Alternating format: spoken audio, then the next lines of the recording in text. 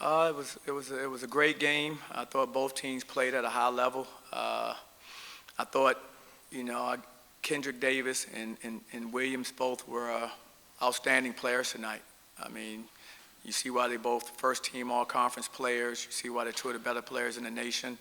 I thought at times they just really stepped up and made huge plays when their team needed it. And so, but I thought I was really proud of our guys. I thought our guys played hard the entire game as well. I thought C.J. Kelly, who's right here with me, did a great job of leading our team, and we were right there at the end. I mean, it's a 1-2 possession game coming down the stretch like it has been pretty much every game that we've played them, and we just came up a little short.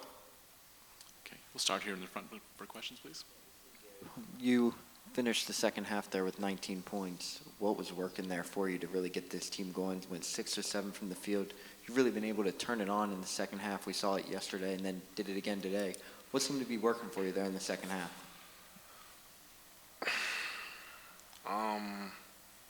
Just good play calls and good action. Coach puts me in a lot of actions, you know, getting myself open. They did a good job denying me, so I really just try to take what the defense gives me. You know, both teams been playing me really tight, and I use that to get to the basket, and it kind of set up my jumper.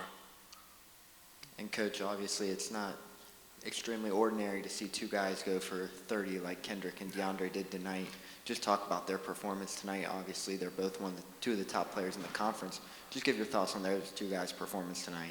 Well, watching them play tonight, they're not only two top players in the conference, probably two of the better players in the nation. Both of those young men, they have experience, they're really skilled, and they played their best when it was needed. You know, I watched the plays they made, and we ran different coverages at them, different things to show them different looks.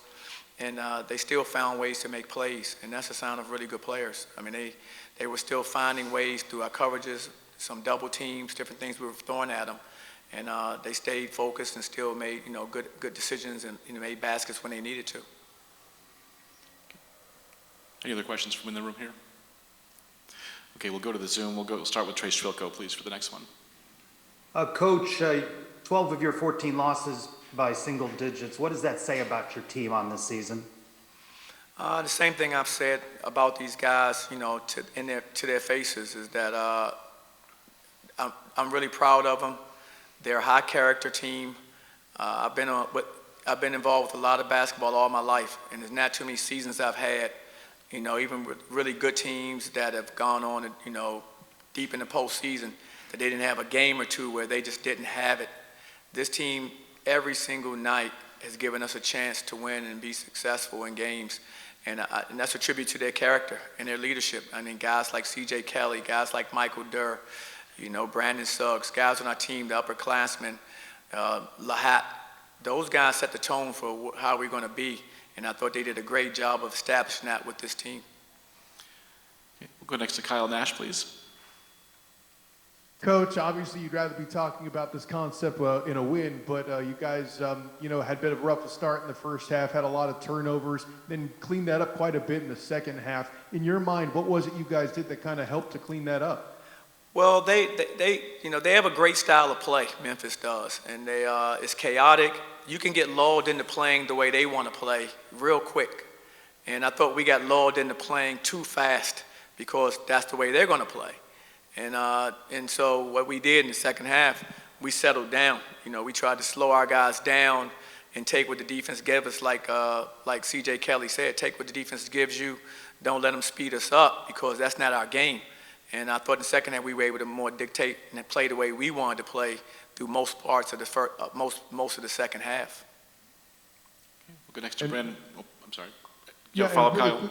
Yeah, we've got a quick follow-up there, too. With that in mind, CJ, I asked you about this the previous game. In your mind, when did you guys really start to feel like you had overcome those first half mistakes to kind of make this a run at the end? You tied it up in the second half and all that. When we picked up our defense and we started locking down, we cut down the turnovers and we started playing UCF basketball. I think that's when things started to change. Okay, now we'll go to Brandon Helwig, please, for the next one. CJ, did you kind of feel there was a competitive rivalry with Kendrick Davis a little bit? We just watched his press conference. He brought you up multiple times. He talked about, I guess, a post-game interview you did after the double overtime win, and he was saying that maybe you said something when you were making your run in the second half. So he seemed to take it personal a little bit, maybe some of the things that you said in the past. Just playing basketball. Just playoff basketball. Both teams going going hard. There was a little join back and forth from me to him. The bigs. I mean, it's just fun basketball. Just a little talking here and there, but respect to Memphis. And CJ, what can you say about your performance in this one? And this was your last game. Obviously, you didn't want it to end like this. Just what was going through your mind, and what are you thinking right now? Just keep playing the right way.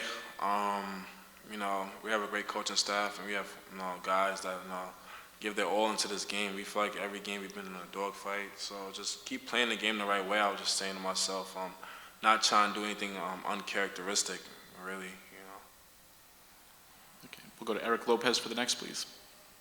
Coach Taylor obviously had a tough night. Did you see something Memphis did to him, or was it just couldn't get his flow? What would you see from Taylor?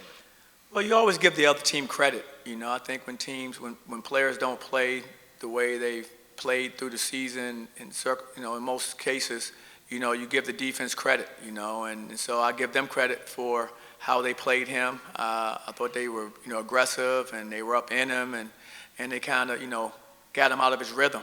And I thought Taylor, that's been rare this season for him to be, knocked out of rhythm a little. And I don't think he really could ever really get back in it. We tried to do different things to put him in situations to try to get his rhythm back, and he really never got it back. But, he's a freshman, and he's playing against two, like I said, experienced seniors. You're going against DeAndre Williams, who is a terrific player, and so I thought that tonight he just didn't have it, but I thought his effort and energy was good. It's just that I think he got knocked out of rhythm, as you mentioned, and we could never really get him going again, and that's tough. We need him to be a part of what we do, and tonight he wasn't able to do that.